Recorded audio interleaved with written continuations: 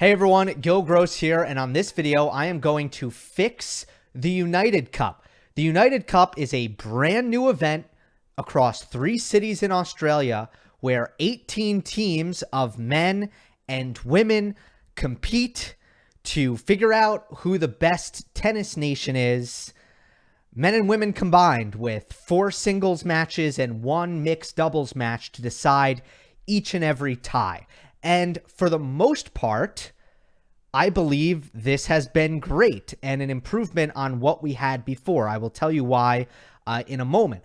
Then I will tell you what the biggest problem with United Cup has been. And then at the end of the video, I am going to tell you exactly how it would look if I were in charge. And in my opinion, this would fix the United Cup. We are going to break it down. First of all, it's already better than the ATP Cup. I have seen people say, well, Gil, I don't like women's tennis. I only like men's tennis. Okay, you can just watch the men's matches. That is not very difficult to do. So throwing that argument aside, the biggest reason why United Cup is an improvement on the ATP Cup is it eliminates some massive flaws that the ATP Cup brought about. Mainly redundancy and oversaturation, because there is still Davis Cup, another men's tennis event where the nations compete to crown every single year the best tennis playing country. And lo and behold, the 2 years that we have had ATP Cup and Davis Cup simultaneously, because if I am not mistaken, Davis Cup was canceled in 2020. The 2 years where we actually had both Davis Cup and ATP Cup, the same countries won. Russia won both in 2021. Canada won both in 2022.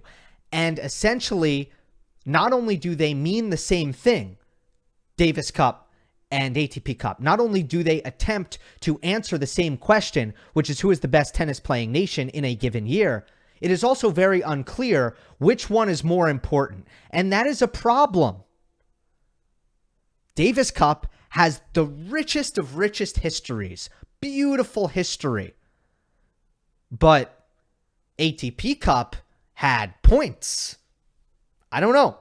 Which one are we putting on a pedestal as the ultimate team event that decides which country is the best at men's tennis every year? Which one? I don't know.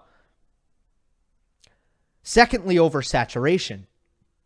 The strength of the World Cup is that it is every 4 years. It is once every 4 years. It would lose its luster if it were every year, right? The Olympics, summer and winter, every 4 years. The Olympics would lose its luster if it were every year. Many of the sports that we get most excited about on an individual basis have scarcity. With Davis Cup and ATP Cup happening every single year, you had a tremendous amount of oversaturation, where twice a year we are watching the players rep the colors and flags of their country and duke it out in the team event format. It's too much. It's too much. So, okay, we can do it every year. Tennis is the sport of oversaturation. It's what we do in the sport. So we're not going to do a World Cup thing. We're not going to do an Olympics thing. That's fine. Let's do it once a year. Twice a year? You got to be kidding me. It was way too much. So now we have something new. We have something fresh. United Cup, combine men's tennis and women's tennis, and suddenly we are no longer doing the same thing that Davis Cup is doing in a different format, in a different country, under slightly different sets of rules. Instead, we have something that feels completely different, completely fresh, to a point where I am genuinely interested to see who wins the United Cup this year. I am actually interested by that. And that is how it should be. That means the event is working. It's also nice to see men and women competing side by side. All of the benefits that team competition always has, that international competition always has, passion in the crowd, ideally, interaction between teammates, captains, coaches, all of those things are great. And the United Cup has those in spades. Now let's talk about the negative. That is why I believe United Cup is an improvement on ATP Cup and a better way to start the tennis season. However, the format is bloated. The format is bloated because there are too many bad matches. Let me just throw out names of players who competed in singles matches at this United Cup. Not doubles, not because somebody got injured and then they had to step in. That did happen a couple times. I'm not even going to name those players. I'm only going to name the players who are either the best singles player, male or female, for their respective nation, or the second best singles player on paper coming into the tournament. I'm just going to tell you.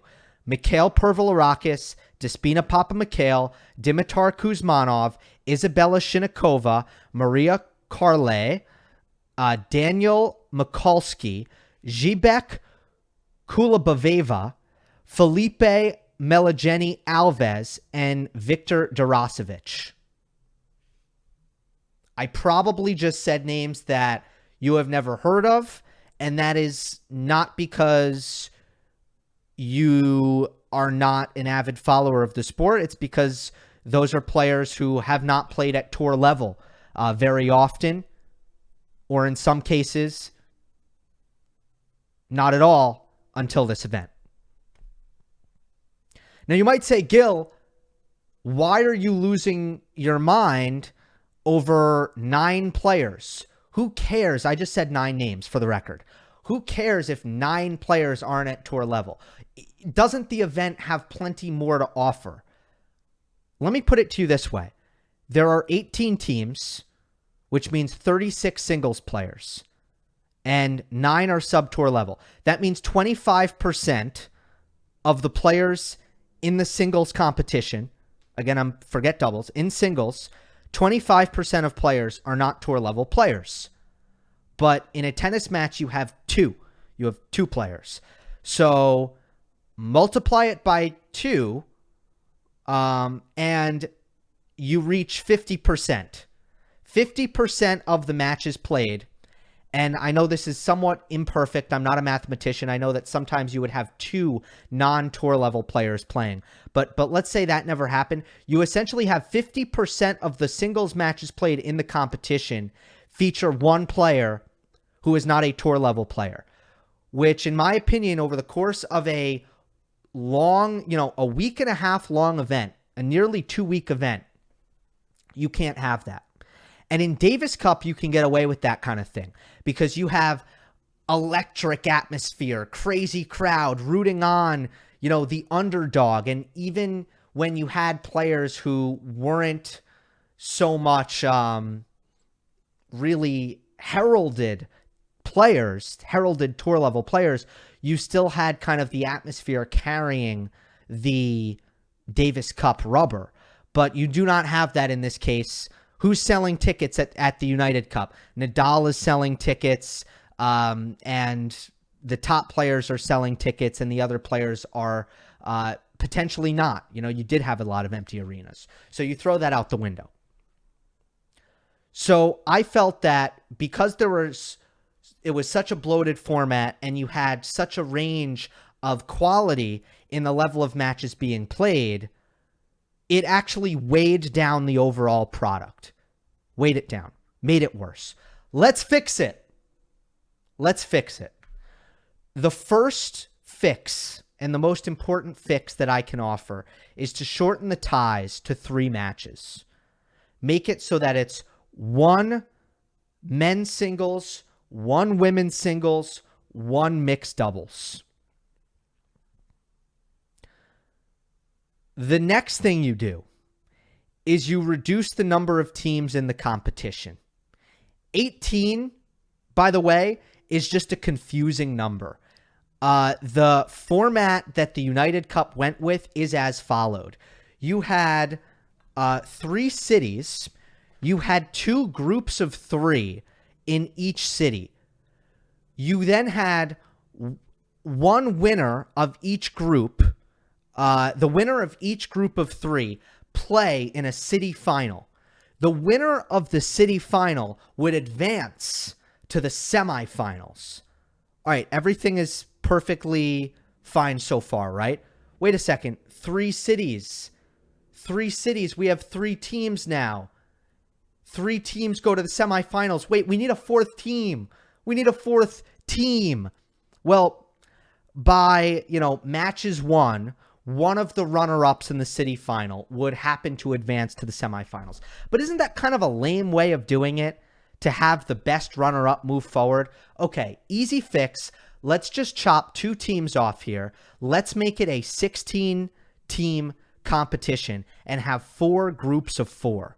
Can we do that? Maybe introduce a fourth city. Maybe Melbourne can come in and offer its services. Something like that. Maybe Auckland can join in. That's going to be tough because I don't think that tournament is part of Tennis Australia. Anyway, figure it out. All right. But we need less teams than 18. It's a confusing number and it's a big number. Man, I mean, you just don't need that. Okay. Lastly, change the qualification rules. Currently, the situation is as followed. The situation is that you have 6 teams qualify by way of their top men's singles player. An additional 6 teams qualify by virtue of their top 6 women's singles player. And then another 6 teams, the 6 teams after that, qualify by the combined ranking of their top men's and women's singles player. Well, how about we do this? Forget top men's singles player, top women's singles player. If this is a competition where men and women come together, then we must combine their rankings. And only by combined rankings may a nation qualify.